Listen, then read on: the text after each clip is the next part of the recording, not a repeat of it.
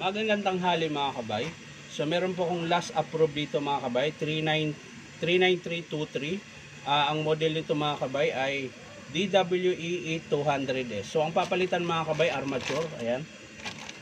Tsaka carbon brush at cord protector. So ang part number ng armature mga kabay, babanggitin ko na lang dahil hindi naman makikita dyan pag pinakita ko. In A1 185828.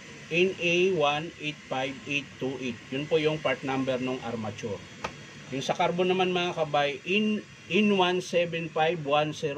In 175105. Yan po yung part number ng carbon brush tsaka armature. So tara mga kabay, samahan nyo ako, kakabit natin. So yan mga kabay, nakalas ko na po yung kanyang, ayan. Madali lang magkalas mga kabay. Tapos yung carbon, tanggalin natin. Ayan. So ayos na mga kabay. So ang lilipat lang natin ay yung kanyang pinion.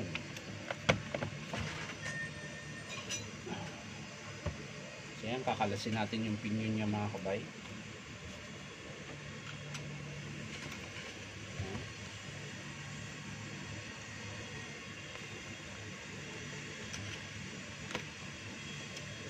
Ayan, okay na mga kabay. Kakabit na natin yung kanyang armature. Ayan. Bagong-bago po yan mga kabay. Siyempre, balik natin yung kanyang 608 na bearing. Flange muna. Yung washer, nandito na. Ayan. Tapos ito. At atin nang higpitan ulit mga kabay yung kanyang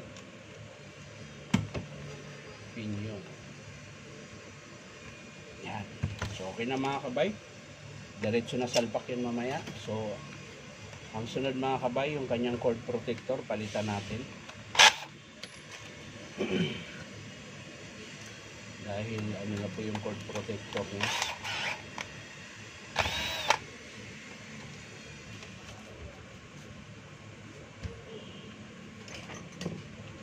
Kanyang cord protector ay putol-putol na po.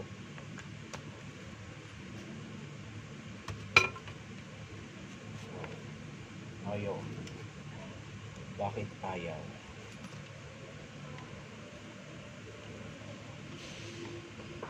Dahil sa yun. Yun. Yun, no?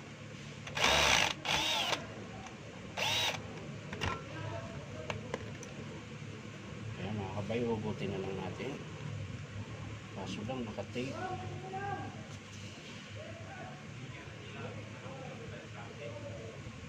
Ha? So yan mga kabay, nakabit ko na po yung cord protector niya. Ayan, bago na po. So babalik natin yung switch mga kabay.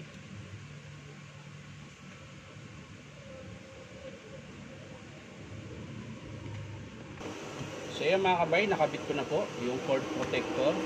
So isasalpak na po natin yung bagong armature mga kabay. So, check lang natin ulit kung maluwag. So okay pa mga kabay. So sasalpak na natin yung kanyang armature.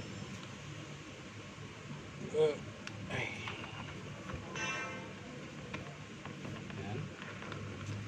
Siyempre yung screw.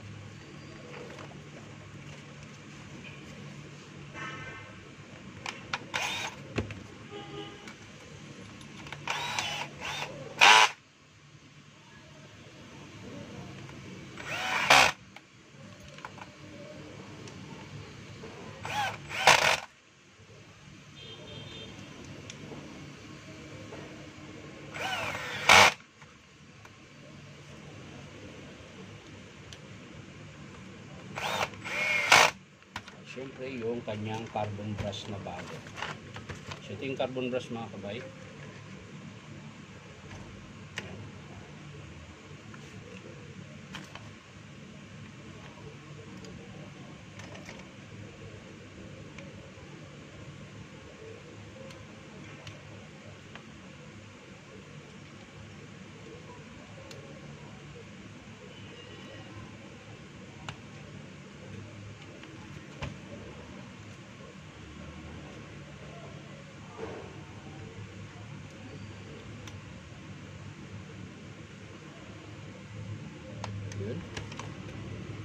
bago po natin isara mga kabay, testing muna natin.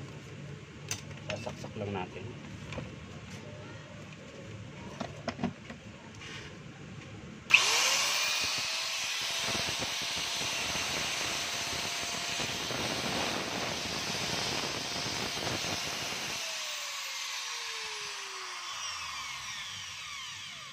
So yan mga kabay, wala po siyang siklab. So isasara na po natin. Siyempre bago po yung armature, ayan. Pero minsan na may nakakabit ako bago armature tapos masiklab. Dahil po yun sa spring. Mahina na yung tulak ng spring kaya masiklab. So ito okay mo.